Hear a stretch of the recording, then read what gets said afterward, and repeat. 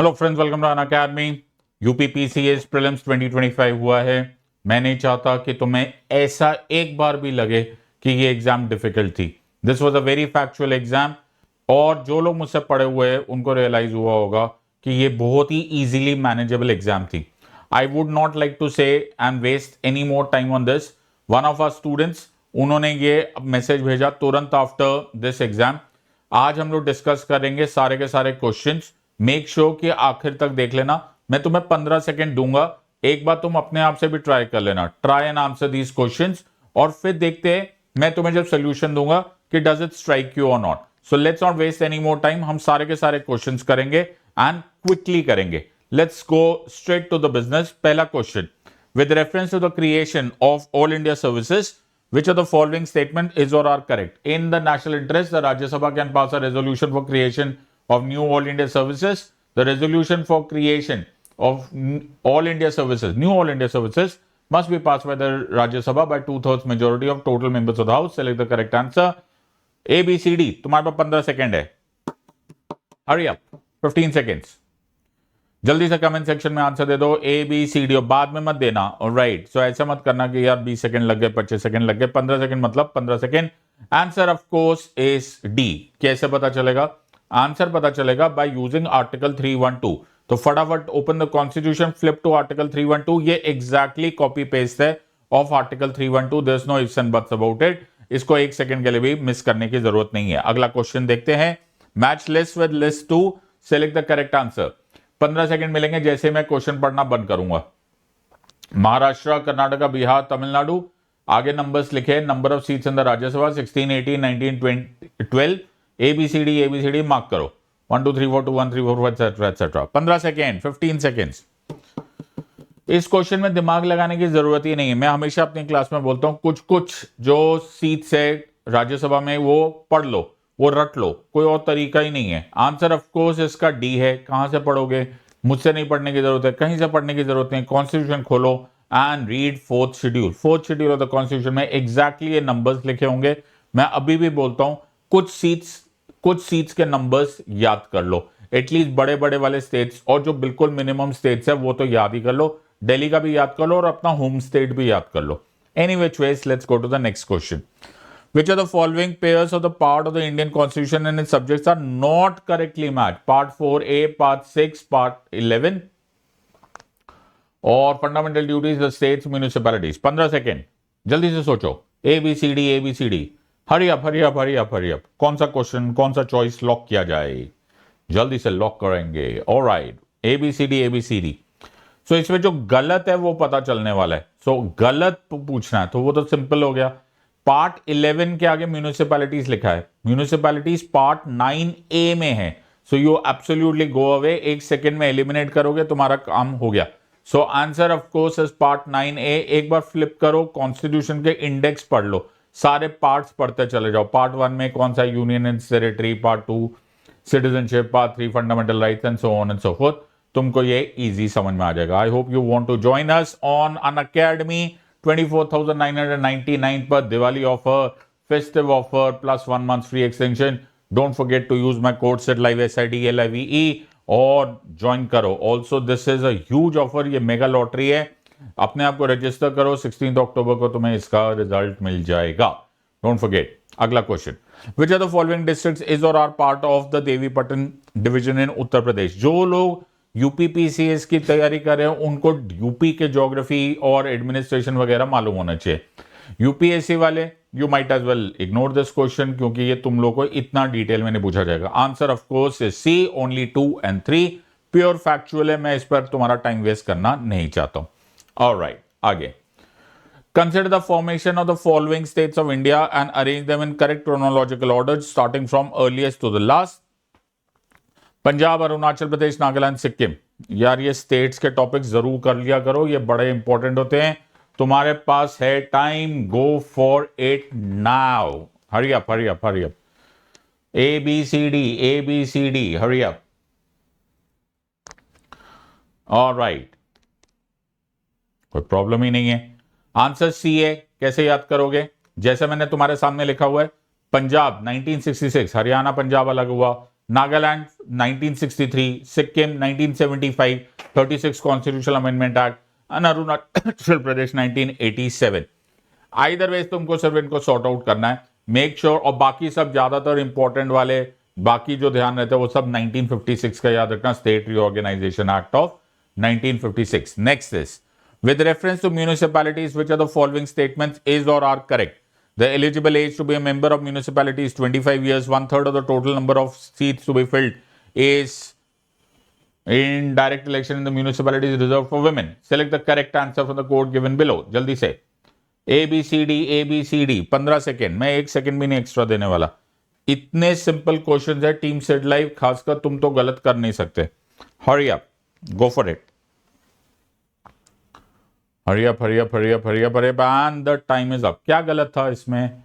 अरे बाबा गलत ही था ना। तो आंसर ऑफ कोर्स इसका है सी, ओनली 2 इज करेक्ट बिकॉज पहले वाला आंसर में 25 लिखा हुआ है, 25 नहीं है, answer is 21 years. So this is absolutely wrong. 21 years होता है बेयर मिनिमम रिक्वायरमेंट और the minimum age requirement. Next is with reference to public accounts committee, which are the following is or are correct? Public accounts submit its reports to the Lok Sabha. Public accounts committee consists of 15 members from the Rajya Sabha. Select the correct answer. 15 second, इससे ज्यादा simple कहां से लाएंगे question? 15 seconds. क्या गलत हो रहा है यार? पब्लिक अकाउंट्स कमेटी एक ज्वाइंट कमेटी है। ज्वाइंट कमेटी में लोकसभा और राज्यसभा दोनों के मेंबर्स है, लेकिन लोकसभा के 15 मेंबर्स होते हैं और राज्यसभा के 7 मेंबर्स होते हैं।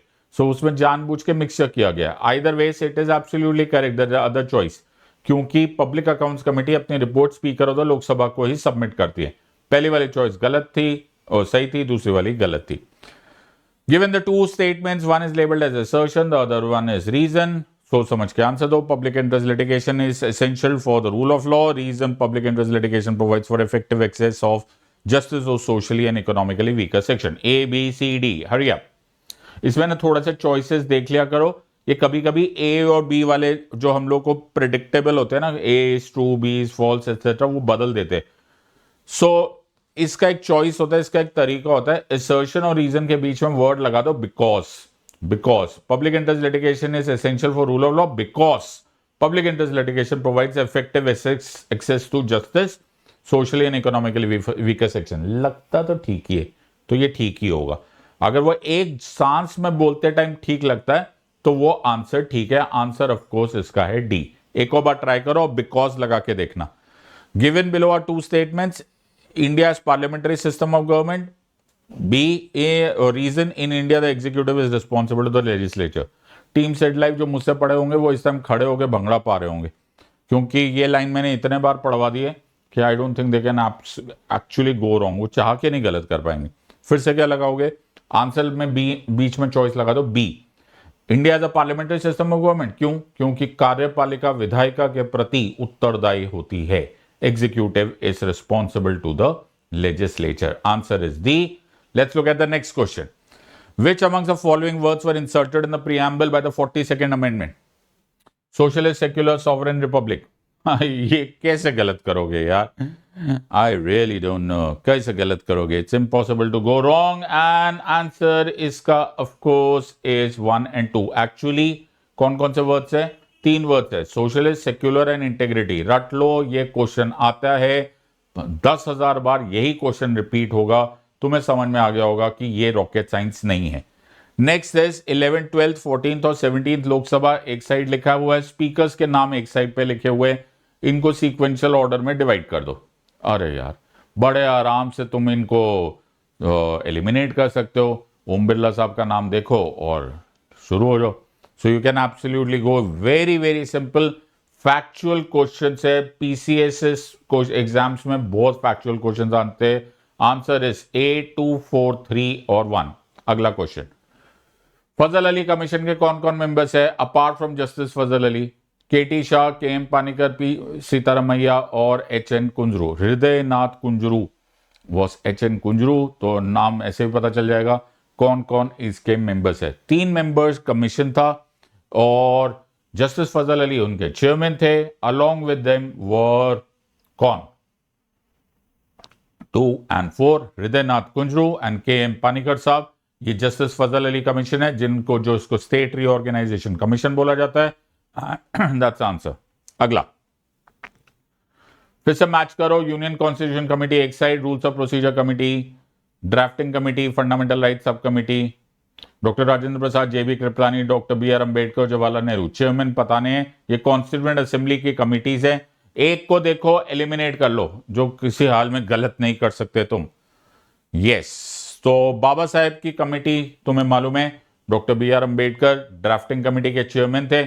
यूनियन वाले नाम से जितनी भी कमिटीज है, union constitution, union powers etcetera, ये जवाहरलाल नेहरू साहब की कमेटी थी। तो तुम इनको दो भी मालूम होता तो तुम बड़े आराम से इसको एलिमिनेट कर लेते। Answer is C. इसलिए बोलते हैं स्मार्टली पढ़ो। तुम्हें दो पता होंगे, बाकी तुम्हें सोचने भी नहीं पड़ेंगे, and you will be able to answer this question. अगला question, tenure of Panchayati Raj institution shall be 5 years, and Panchayati Raj institutions out of the seats reserved 1/4 of the seats shall be reserved for women belonging to scheduled castes and scheduled tribes. A, B, C, D. Hurry up. Okay. So ये तो बहुत ही simple है। Answer कैसे eliminate करोगे? So पहले वाला absolutely ठीक है। जो शेड्यूल कैस्ट और शेड्यूल ट्राइब्स की रिजर्वेशन होती है वो proportional to their percentage of population in that area होती है। तो फिक्स नहीं है 1/3 1/4 ऐसे नहीं है, उनका प्रोपोर्शनल टू पॉपुलेशन है। अगला क्वेश्चन, 8th शेड्यूल देखो, और नेपाली, डोगरी, बोडो और भोजपुरी, बताओ इनमें से कौन सी भाषा नहीं लिखी हुई है? वेरी गुड, हरी अप, तुम्हारे पास 10 सेकेंड है। सो सरप्राइज और सरप्राइज, लेकिन तुम लोग को 8th शेड्यूल याद नहीं होता और इसीलिए तुम गलत करते हो। नेपाली, डोगरी और बोडो ये सब अमेंडमेंट से आई हुई है। 71 से नेपाली आ गई थी, बोडो, डोगरी, संथली और मैथिली 92 से आ गई थी। 8th शेड्यूल याद कर लो। इनफैक्ट अगला क्वेश्चन भी बिल्कुल फैक्चुअल है। तुम्हें सारे के सारे प्रेसिडेंट्स नेम सीक्वेंशियल ऑर्डर में डिवाइड करना है। अगर तुम्हें ये नहीं आ रहा है तो बेटा 6th क्लास के बच्चे से सिविक्स पढ़ लो। नीलम संजीवा रेड्डी, के आर नारायणन, एपीजे अब्दुल कलाम और आर वेंकटरमन।